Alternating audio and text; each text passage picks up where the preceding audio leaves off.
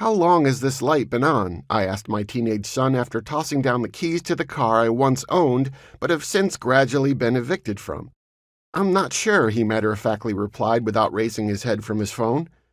"So, a few hours, a day, a couple of weeks, what?" I asked, hoping elevated volume and more precise inquiries would cause him to share my urgency.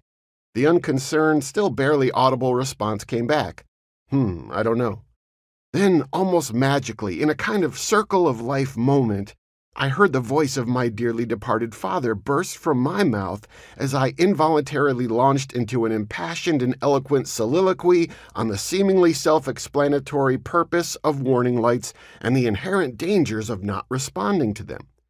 I experienced secondhand déjà vu as my words perfectly replicated an ancient kitchen table lecture my father had once given me as his father had before him.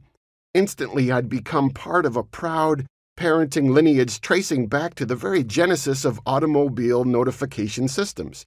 My frustration at my son's incredulity was slightly tempered by the thought that one day a much older version of him might one day find himself similarly exasperated, fiercely interrogating an adolescent who is as laissez-faire and unbothered as he seems to be in this moment.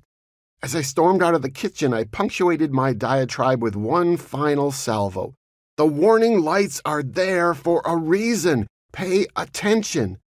Pushing through the front door, I called the repair shop, hoping we could still save the car without me having to sell a kidney. Truly, nothing is new under the sun for the intricate and delicate vehicles you and I are inhabiting here on this meandering, unpredictable journey of being human. We ignore the warnings and alarms within us all the time.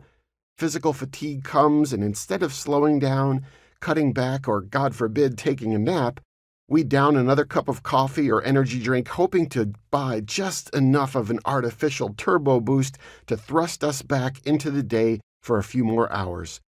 Or we feel a sustained anxiousness residing within us, and rather than attending to it by pausing to breathe or seeing a therapist or journaling the angst away, we double down, betting on a slot machine refreshing of our social media feed to suddenly raise our emotional reserves and temporarily pull us out of our prolonged funk.